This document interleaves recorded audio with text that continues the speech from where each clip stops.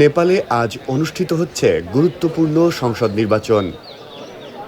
সরকার পতনের ৬ মাস পর এই ভোটকে দেশটির রাজনৈতিক ভবিষ্যৎ নির্ধারণের বড় পরীক্ষা হিসেবে দেখা হচ্ছে। স্থানীয় সময় সকাল ৭টা থেকে ভোট গ্রহণ শুরু হয়েছে এবং বিকেল ৫টা পর্যন্ত চলবে। রাজধানী কাঠমান্ডু সহ বিভিন্ন এলাকায় সকাল থেকেই ভোটারদের দীর্ঘ লাইন দেখা গেছে। নেপালের প্রতিনিধি সভার ২৭৫টি আসনের জন্য এই নির্বাচন অনুষ্ঠিত হচ্ছে। প্রায় ১,৯০,০০,০০০ ভোটার তাদের ভোটাধিকার প্রয়োগ করবেন, যার মধ্যে প্রায় ৮ লাখ ভোটার প্রথমবারের মতো ভোট দিচ্ছেন। সরাসরি ভোট ও আনুপাতিক প্রতিনিধিত্ব এই দুই পদ্ধতির সমন্বয়ে সংসদ সদস্য নির্বাচিত হবেন।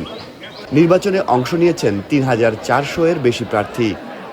তাদের মধ্যে অনেক তরুণ প্রার্থীও রয়েছেন, যা নেপালের রাজনীতিতে নতুন প্রজন্মের অংশগ্রহণকে সামনে আনছে। এবার পুরনো বড় দলগুলোর পাশাপাশি নতুন রাজনৈতিক শক্তিও আলোচনায় রয়েছে। প্রাথমিক ফলাফল ২৪ ঘন্টার মধ্যে প্রকাশ করা হতে পারে। পূর্ণাঙ্গ ফলাফল আসতে কয়েকদিন সময় লাগতে পারে। বিশ্লেষকরা বলছেন, এই নির্বাচনে কোনো একক দলের নিরঙ্কুশ সংখ্যাগরিষ্ঠতা পাওয়ার সম্ভাবনা কম।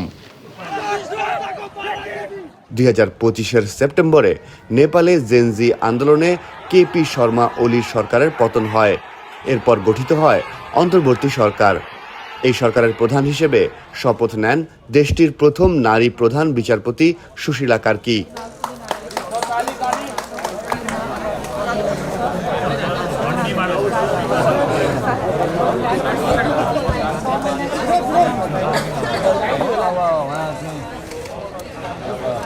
तपाईँ कुरा सुनिसके सबैले बिस्तारै बोल्नु हुँदा पनि भइगयो त बुझिसक्नुभयो उहाँले, उहाँसँग आउनुभएको व्यक्तिले सुनिसक्नु।